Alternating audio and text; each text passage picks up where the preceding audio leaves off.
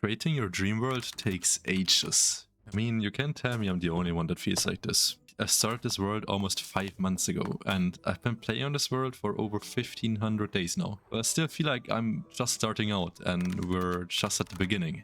Having built a couple of things in the past few months, there's still a lot missing in this world to make the vision that I have for this world actually come to life. I mean, having all these islands over here is quite a good start to my own little fantasy world, but there's one massive key factor missing that will totally transform the entirety of any world, even yours. Depending on the title, you've probably already guessed it, but the main key factor that will totally transform any world is terrain. Not just any terrain, but terrain that you specifically build for your world theme. I mean, whether we get ourselves some fictional or non-fictional inspiration, looking at any world, the terrain shapes its character the most. While it's not just setting the mood and atmosphere for a world, it's essential for good world building, since it answers multiple questions at once. For example, where do resources actually come from? Why would people settle down here? What kind of life can exist in these places? And what is this world actually supposed to feel like? So terrain does a lot, which is why today we're finally starting to terraform at least a part of this world. I mean, we can't do everything in one episode, so we'll have to start somewhere. And with somewhere, I mean a place a little bit further north from our city over here, which at the moment, as you can see, is covered by a lot of trees. And changing that will take quite some time, considering the size of the area that I want to terraform today. I mean, you can't even see the entire forest and area from up here, so it will take ages probably.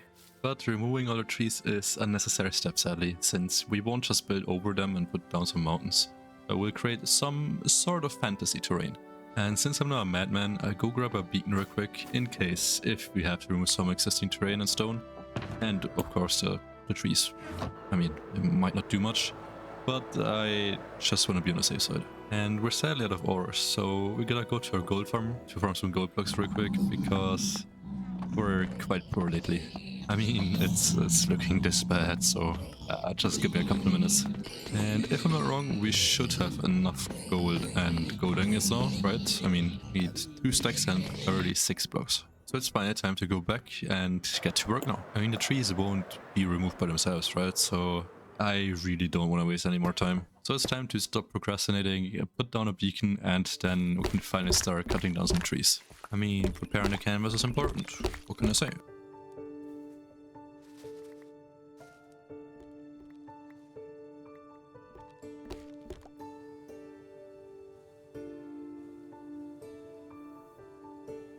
I gotta be honest though, cutting down trees for hours on end is torture, so I got myself some help here. I mean, it's always more fun with friends, right? And it's totally consensual. I mean, he was eager to help.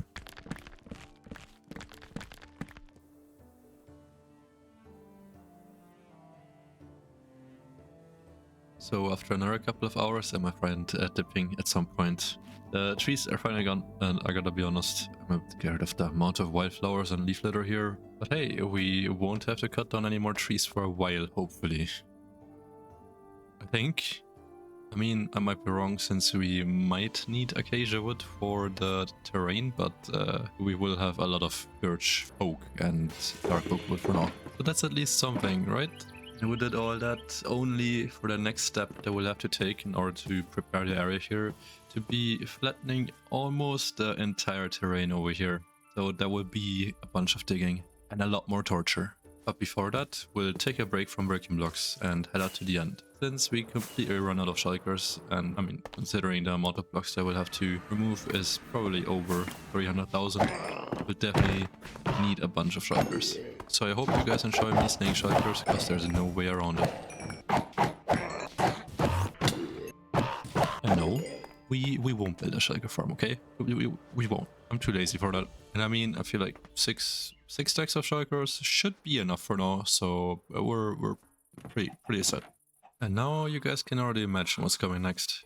I mean, right after crafting all the shulkers, my bad, which might actually will take a while. I mean, just look at that. But with the last few crafted, we should be pretty much set for quite a ton of resources. So, you know, it's time for the digging. So wish me luck, guys, because I'll definitely need it. I'll hit you up once we're done. We? Did he say we? Yes, I did, because this entire digging part took over 15 hours. So I did get myself some help from my friends Moro, Milk, and Chumbo. So shout out to them. Helped a lot. Thank you guys. And yes, even with their help, it took over 15 hours. So it was a bunch of fun.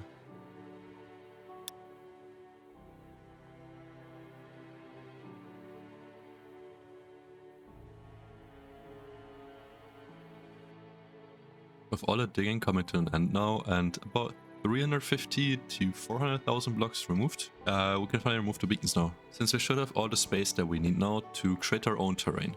So after putting the beacons away real quick, you can see that we cleared quite some space. I mean, it's so much that I can't even show it in one shot, so it is quite a lot. But with all those blocks removed, we do have a lot of the resources that we need to gather already. At least all the grass blocks, stone and coal ore, for example. But of course, there's still a couple of materials that we need, which we sadly don't have in the storage mess over here yet. So it's time to change that. Gonna grab a couple of shulkers to get the last few materials that we need, and then we head out to go to our moss and pale moss farm, since we need a couple thousands of each. I think 10 shulkers full of moss and about 5 full of pale moss should be enough though. So we'll turn the farms on real quick, and then I'll hear you once we have all the moss together, which indeed did take a good while. But with all the moss together, we can go over to our starter base now to get quite a bunch of resources that we still have left over. To be a bit more specific, we'll get some tough, deep slate and cyan terracotta from here, as well as some other stuff. But I do actually think that we don't have enough terracotta anymore, so we will probably have to go on a little farming trip, which is exactly what we're gonna do now, since we do have all the materials that we need from here. So there's literally nothing left except for going on the farming trip and crafting a couple of materials together, obviously, until we can finally start building the terrain. So without further ado, it's farming time.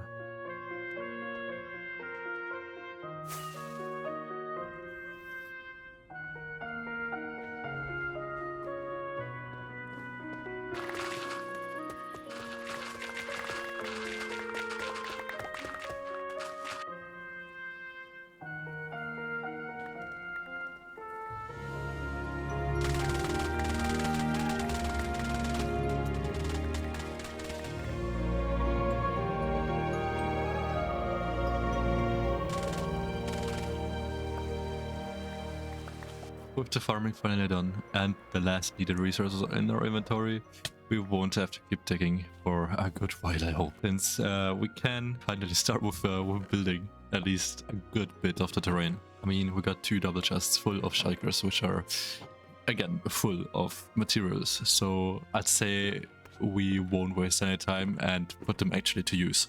So we're gonna take the river that we digged over here and make it flow through a mountain or some sort of rock formation, which means that we'll have rocks over the river, which form some sort of overhang. And to put it into simple words, we're basically just gonna put a hole into the mountain so that the river can flow through the mountain. And in addition to that, we'll have quite a bunch of rocks here and there, as well as cliffs basically around the entire river. But there was definitely enough yapping for now, so you guys just see for yourself and I'll hear you in a bit.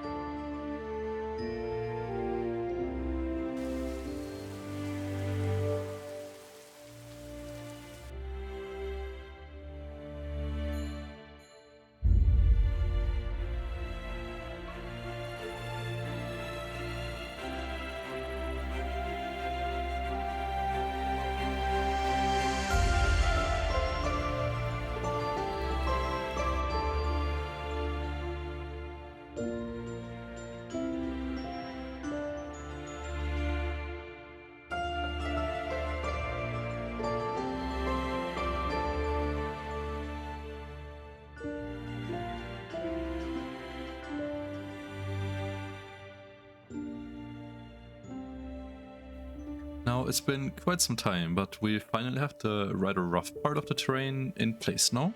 And I'd say it's been pretty much worth it, as you can see. And you guys are hopefully finally able to understand, at least more or less, where we're going with this. Having the rock formation towering above the little river over here just creates such a nice atmosphere, and it actually really turned out quite well. I mean, just take a breath for a second and look at it. Being able to ride a boat through the river and you just look up and see the rocks just creates such an immersive feeling, in my opinion. But of course, there's still a couple of things to do, as you've noticed. For one, we have to make the river and surrounding areas in the water a little bit deeper. At least a tiny bit, because right now it is quite flat, as you can tell. And for two, if you've noticed, I've chosen quite a wonky shaping for the rock formation, which has multiple reasons, to be honest. One, to give it a unique shape that will be remembered easily. And for two, I've had the idea to add floating rocks or levitating rocks around the top, which does not just add more interest, but it also gives us the perfect canvas for more lore around this area. I mean, maybe there's magic in the game, or some sort of weird gravity field, but we'll get back to that later. For now, if you guys want to take something away from this, then it is give your terrain characteristics and make it memorable. And not necessarily by looks, but by how it makes you feel, because most of the time people remember things for how they make them feel and not for how they actually look like or how they actually wear or whatsoever. All the yapping aside though, we're gonna see how we're actually continuing this, because at the moment it is still quite bland. I mean, there's no foliage at all yet, and it just isn't alive at all. I mean, there's not really anything that indicates life, so we will definitely have to change that. And since we barely have any farms for foliage, this is the perfect excuse to add a couple of farms in today's video. So I'm currently thinking about transforming this little area over here and adding a tiny bit of life by adding a couple of ruins with the farms in them. Now hear me out. I know we're building a bunch of ruins, and that's basically the only thing I'm building every now and then, but it does make sense. I promise I'm not just spamming them for no reason at all. Because listen, by adding some sort of abandoned village or just something in that direction, we're not just able to add some farms for all the foliage today, but we'll also be able to add quite some lore. I mean, just think about it. The buildings could have been burnt down by some dragon that will add at some point, which indicates that the lands further north in our world are more dangerous and people are not really able to live in them due to creatures such as the mentioned dragon, as well as the weird gravity field in this area that makes rocks or certain minerals float, for example. So basically, the entire lands further north are kind of crazy, to say the least. So I'd say that's the perfect excuse to add a couple of ruins and change this part of the terrain in this area a bit more to give it more personality, as well as a tiny bit of life and story to the area, basically. Enough yapping though, it's time to put the farms where they belong, so I would say we'll grab the resources real quick and then we get straight to transforming the area over here that I mentioned. I think I want to start off by altering the terrain over here by adding more rocks or boulders, kind of, to sort of stylize the terrain a bit more and basically close in the area where we're gonna put in the ruins. And then I just went ahead and put in the first little abandoned building, which would basically be the first placeholder for one of our farms, the semi-automatic grass farm that we need.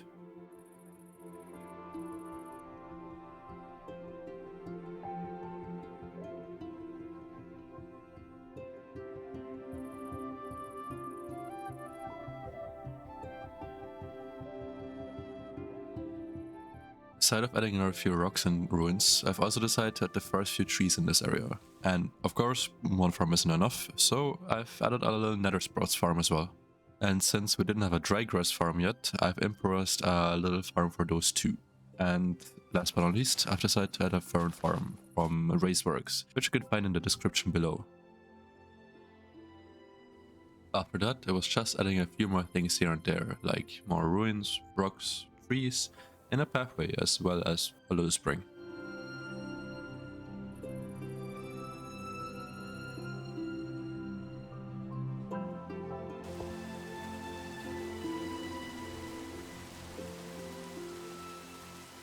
And with all that in place, we have most of it done, except for all the missing foliage at least. But hey, at least the farms will give us all the resource for later that we need.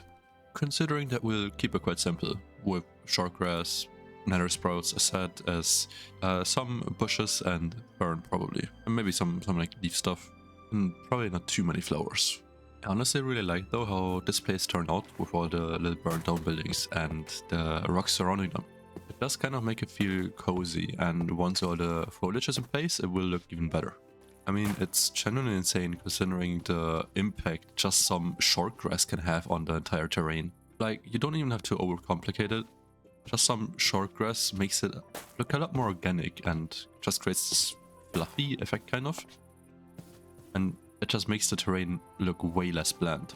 So, since we do have the farms now, I'd say we will have to put them to use. I mean, what other way do we have to get hundreds of stacks of short grass? Manually farm it? I mean, I'm crazy, but I'm not a madman. Either way, it's time to slave away. So we'll quickly get all the bone meal we need from our mob farm. And then I'd say I can sit here for a couple of hours right after filling up all the farms with the bone meal. And after that, the next 2 hours pretty much just looked like this. So yeah, there wasn't really much going on. Thankfully though, there aren't too many different blocks and resources needed to make a plant terrain feel somewhat alive at least. I mean, often it's just a lot of short grass, a couple of flower fields and bushes, and that's basically enough.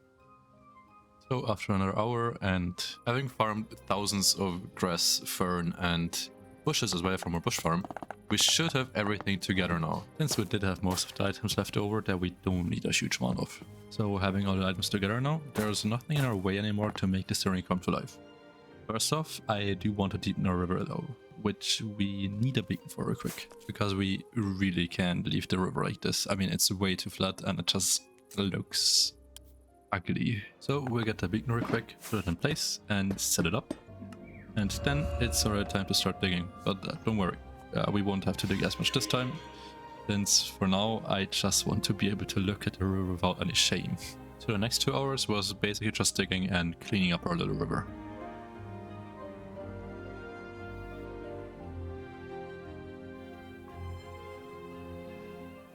With that out of the way now, it does look a lot better in my opinion. The depth just makes such a difference that even though we do have to dig a lot, it still is worth it. I guess sometimes the annoying things are just exactly what we have to do. With the little digging part done, we can move on to the next little task now. Since we'll just keep the area over there for another video. It would be a little bit too much to do the terrain parts over there today. I mean, all the digging and shaping that terrain would take too much time. So we'll stick to our current terrain part, for which we'll have to add the floating rocks now that I was talking about earlier. So by quickly adding them, you can tell they really just do so damn much. Not just by adding more interest, but by creating negative space as well. Because negative space is very important if you want to create a unique or interesting silhouette or shape. Having a look from further away, I really like how it turned out.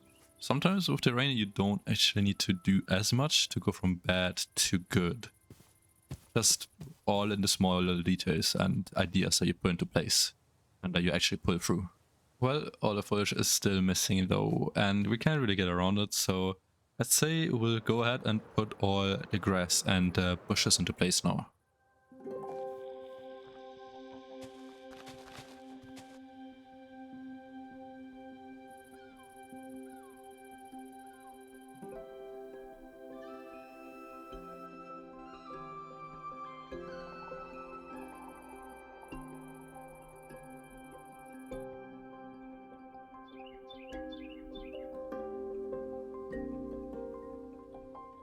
Having a little part done by now, you can see that just a bit of grass and rocks can change so damn much. Sometimes it's just properly putting in the basics. That being said, I gotta put in the rest of the foliage.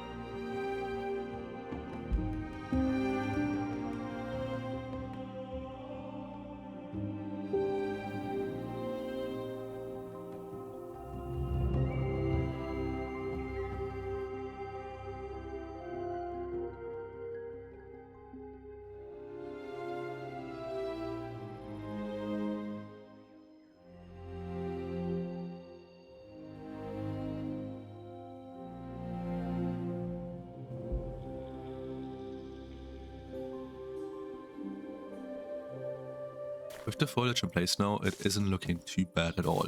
The impact just a bit of grass and foliage can have is insane. And I mean, compared to before, it's definitely at least 10 times better now.